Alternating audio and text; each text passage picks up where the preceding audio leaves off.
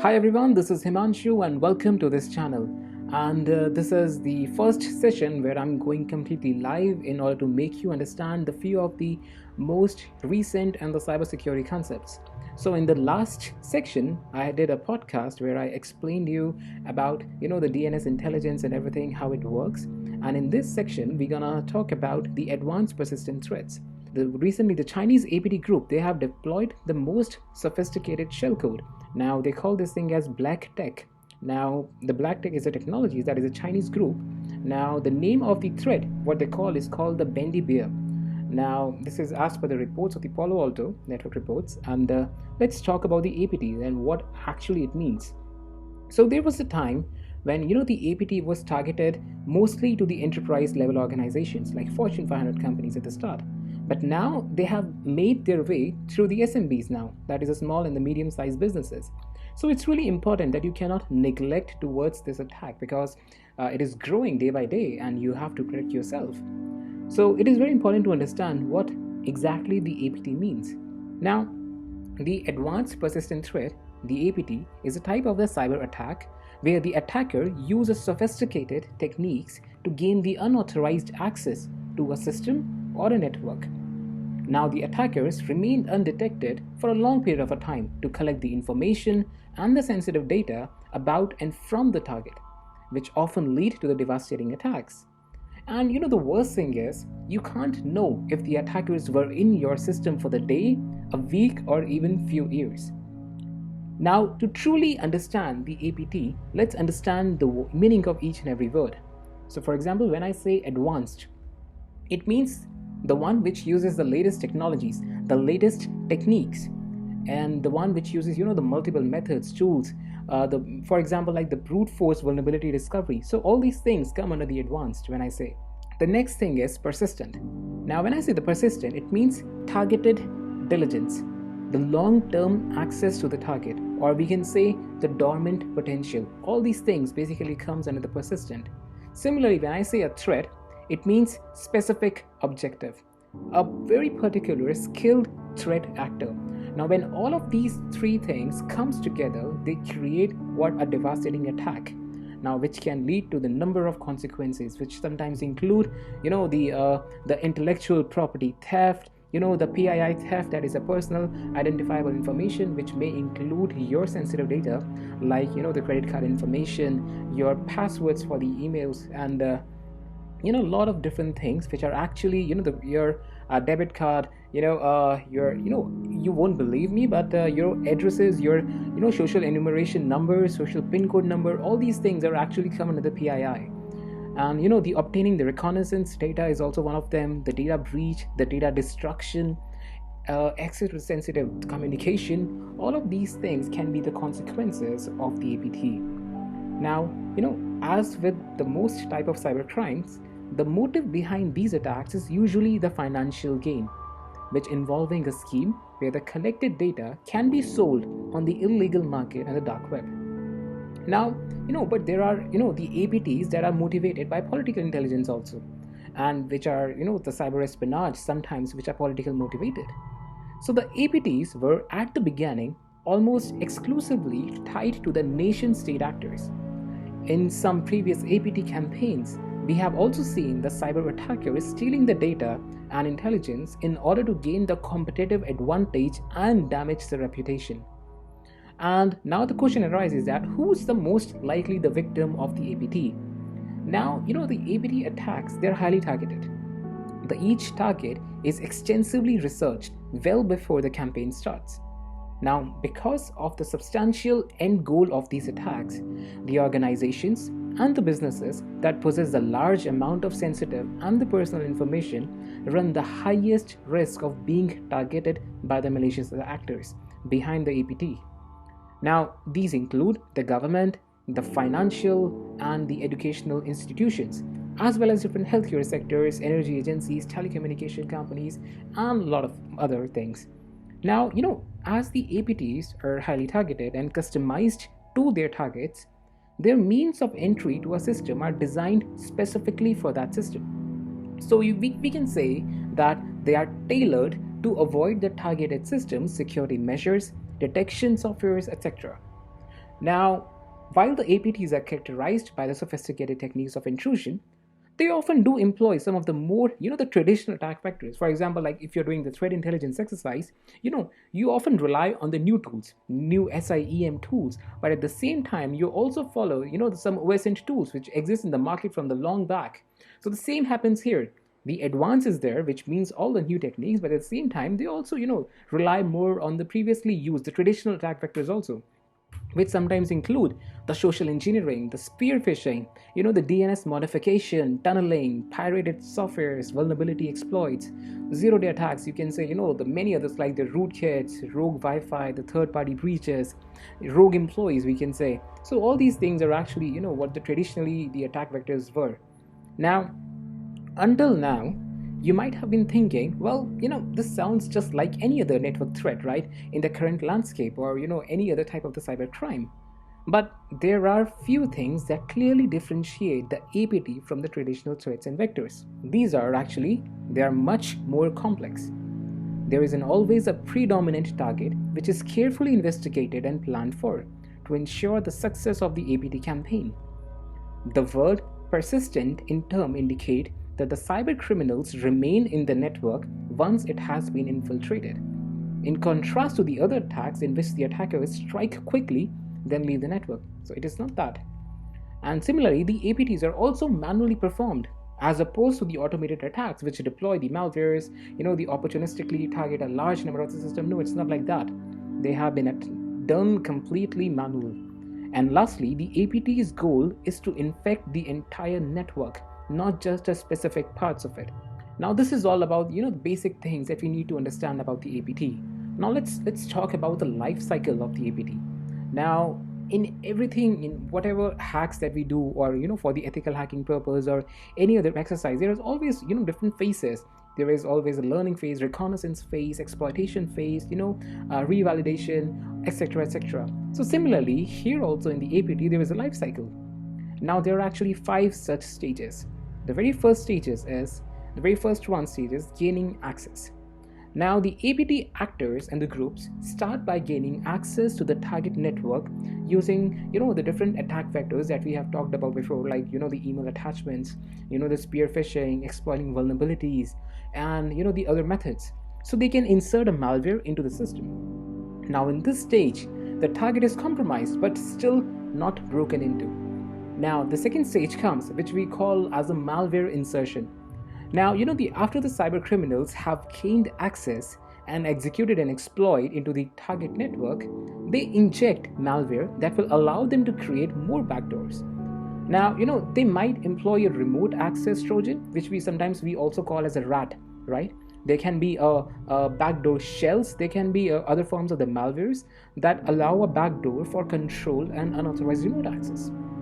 Now, frequently the APTs also use techniques, to hide the criminal tracks, such as the code rewriting and obfuscation. So all these things actually come under the malware insertion phase. Now comes the third stage, which we call as an expansion stage. Now, in this stage, it's time for the attackers to deepen their access to the target system. They install more backdoors, detect additional vulnerabilities, perform the lateral movement across their network to gain control over more systems and to have more entry points. Now at this stage, they will also work on creating tunnels for their, for the external data transfer that take place later in the process. Similarly comes the stage 4, which is actually the data exploration. Now, once the targets, or we can say the attackers have gained deeper access to the system, they can begin locating and investigating data and assets, which can include credentials, sensitive data, the PIIs, we can say, the communication channels, and much more. Now they do so by determining the data and assets that are, that are of the value of their goal and their location. Compress and transfer the data to the another location within the network, then continue their expansion, perform more data discovery and transfer. Now this is what we call as a data exploration. You just keep on searching. It's like you're searching from all, if you're doing the the web VAPT, or when you're doing the web testing, you keep on going through every directory. Similarly, the data exploration means you're exploring all the data in an organization, whatever data which exists in the cyber infrastructure. It can be the business critical infrastructure too. So this is what the data exploration phase is. Now comes the final stage, that is the data exfiltration. Now, we're at the stage of an APT attack. At this point, the target has been officially compromised. When the data is stored at a safe location within the network, often encrypted, the attackers can begin exploiting the data to an external server using the already established transfer tunnels. Now, it's not unusual for this process to last a very long time. The attackers will cover their tracks, even going as far as to orchestrate the another attack to distract while they exfiltrate the data. That is also possible. So often they will also leave a backdoor behind, which they can later use to withdraw the more data in the future. Now, now the life cycle of the APT, we come to a more complex process that considers the number of its own stages. Now these stages can be seen starting from selecting a target. It's easy to remember these things because if you are in the cybersecurity field, or if you're not, or if you are a CISO, CIO, or if you are just without any background in cybersecurity, this is generally a practice they follow. You select a target, then finding an organization, creating and choosing the right tools, the information gathering phase, then the identifying the weak spots in the point of entry, then there will be a deployment, then there will be an intrusion, and finally you create a tunnel for the exfiltration, and then you expand the access and obtain the credentials, and then you are strengthening the foothold, and then you do the data exfiltration, and finally, most important, you remain undetected. Yes, exactly. So this is how the complete APT cycles work. Now there are multiple signs that you should always keep track of. If you are experiencing these signs, it means that you are also experiencing the APT attack. So always keep a track of these things. The APT are difficult to detect. After all, one of the objectives is to remain in a system as long as possible to carry on until the goal is fulfilled. So, and since their attack techniques are so different from those used in the other type of cyber attacks, they are also marked by the different indicator of compromise, IOCs. Now, however, there are few indicators can still help you with the threat detection and to determine whether you have been target of the APT before any real damage occurs. Now, the very first thing is the spear phishing campaigns. Now, the spear phishing is highly targeted form of the phishing attack that is targeted towards one specific sector within an organization. Now, sometimes even at only one employee, it is possible. Now, this is usually made possible with the preemptive OSINT investigation tools. Now, to discover, the potential victims to whom the emails can be customized, increasing the chances of succeeding. Now, the emails will likely contain an attachment or a link infected with a malware that allows an access to your system to the malicious attackers. If you ever see an increase in the spear phishing emails, it might be a good idea to verify whether you are under attack of the APT attack, or then investigate further to solidify your cyber defenses. The another sign that you should always know about is that large flow of data.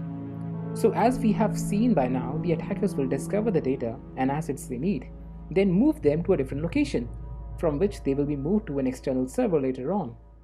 So look for the large amount of the data moving between the devices belonging to the same network. So the unusual connection to the external devices and the data transfer between them, or we can say the simply any unusual quantities of data being transferred across your network. Keep a track of that. Now, the third thing that you should always keep in mind is that when the large amount of the data is in odd places. Now, before the exfiltrating the data to an external server, the attackers will store it in your network itself, but in a different location than is usually intended. Now watch out for the large amount of the compressed data that appears in an odd places. Two things that can indicate attackers are preparing to export the data is the appearance of the format extension that don't correspond to the ones typically used within an organization, and the locations that aren't related to the type of the data found there. Not to the needlessly alarm you, but these activities are actually definitely cause of an alarm. So always look for the large amount of data in the odd places. Look for that. Now another thing that you can keep a track of is like increasing of the unusual logins. Now another good indication that your under the APT attack is, the increasing the unusual logins, often in the middle of the night, or in the after hours. As the attackers can be located across the world and in a different time zones. Maybe they're using different proxies, right? So this generally happens during the stage of the attack, when the attackers need credentials to expand further into the network. Now, if you notice a significantly increased number of the logins coming from the devices of highly positioned individuals, that might be a huge red flag. Just stay vigilant regarding this thing. Responding quickly can help you avoiding the devastating consequences. Now, another thing that you can keep track of is like the backdoor trojans. Now, the trojans, and especially the rats, are among the most common tools used by the APT attackers. Now, this software is actually designed to let attackers remotely access devices in the target network and execute commands on them. Now, what's really scary here is that even if you haven't noticed or compromised login credentials or changed them, the Trojans, the attackers' access will remain intact. Now, they are hidden in your infrastructure itself. They are somewhere. We don't know where it is, but it is somewhere and can spread easily to grant attackers even deeper access. Now, if you have suffered the spear phishing campaigns, do check for any signs of the Trojans, because there are very what would I say? There may be the 99% chances that there will be a Trojan if you are the victim of the spear phishing. Now, the another thing is, there is also what we call as a pass the hash attack. Now, the pass the hash attack are actually exploits in which the attackers obtain the hashed credentials. Now, we have seen this thing numerous times, and even the deep in the dark web, you can see, the huge pile of the hashed passwords there. And, they create a new authentication sessions by reusing the credentials to trick the authentication system. Now, they might not be the most common indicator of an APT attack, but they should still prompt you to investigate further. So all these things are actually, you should always keep in check. If something is happening, then it must be an alarm for you. Now let's talk about that all the best practices that you can do in order to protect yourself from the APTs. Now, as per the, you can say the NIST, they have also mentioned these things. So the 6 best practices are that you should always monitor all the traffic. Maintain how your access control is actually working. The sandboxing environment, the email filtering and protection, the patching, anything and everything, I would say. And most importantly, know your assets, how many assets that you have, because that is really important. So when I say, the monitoring all the traffic, many people say, okay, we are monitoring, but how we are monitoring? Now, many people, say implementing the firewalls, but, as a cybersecurity guy, I know that firewalls are not actually that much worthy. But it is actually the important first layer of defense. We should always, have the firewalls. So using the right firewall configurations and the tweaks is essential for employing the type of protection. Now, also make sure that you use the software, hardware, the cloud firewalls for maximum protection. You can also use the IDS, that is an intrusion detection and the prevention systems.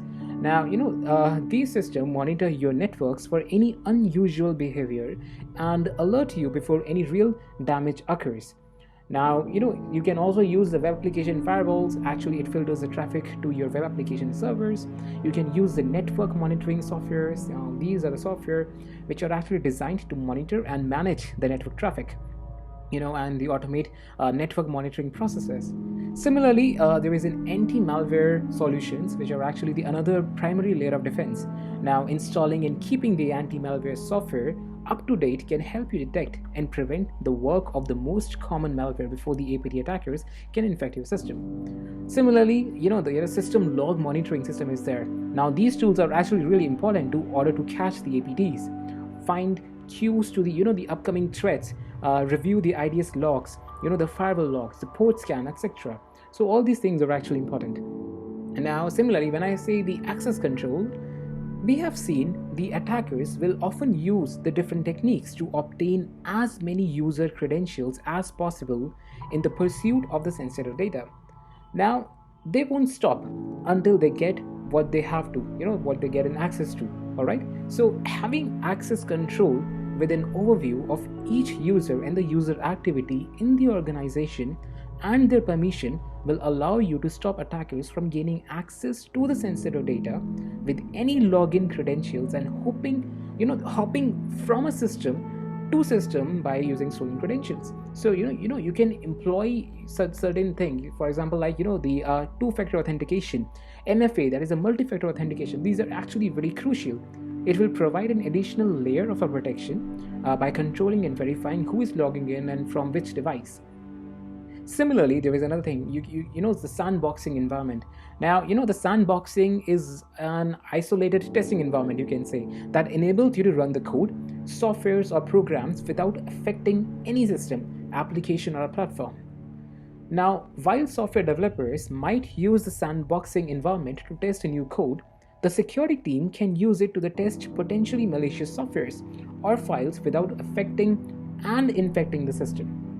Now, similarly, there is another method called the email filtering and protection that you can use.